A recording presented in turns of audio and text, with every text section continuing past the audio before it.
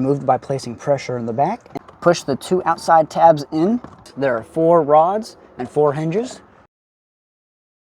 Hey everyone, welcome to Casuals Kappa. In today's video, we're going to learn how to replace the cabin air filter in your 2nd gen Toyota Highlander. Now, let's see how it's done. To get to your cabin air filter, it's located behind your glove box. So to get to it, you need to remove this first. But before we start, make sure your glove box is nice and empty. Now before we remove the glove box, there's one thing we need to remove first. It's called a dampening arm, and it's located right here on the right side.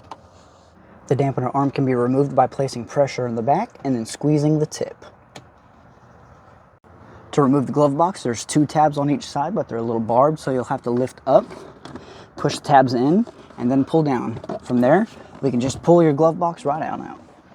You'll see a panel that was behind the glove box. Just grab it and lift it up. Behind the panel, there's another panel. Push the 2 outside tabs in. And remove the cover. From here, we'll see our cabin air filter. Just reach in and pull it out.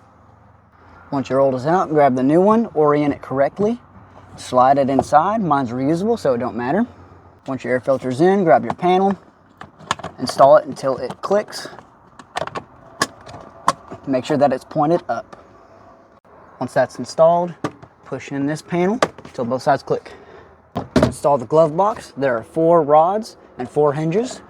Line each side up, push in until they both click, and then completely close the glove box to make sure the tabs are in their place.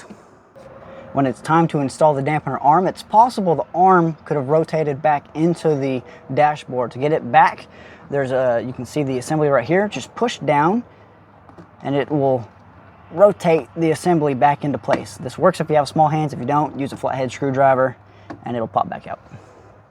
To install the dampener arm, reach in and pull down. If you got fat fingers and you can't reach it, grab a Phillips flathead or something like that, bring it down, and then just push it in place.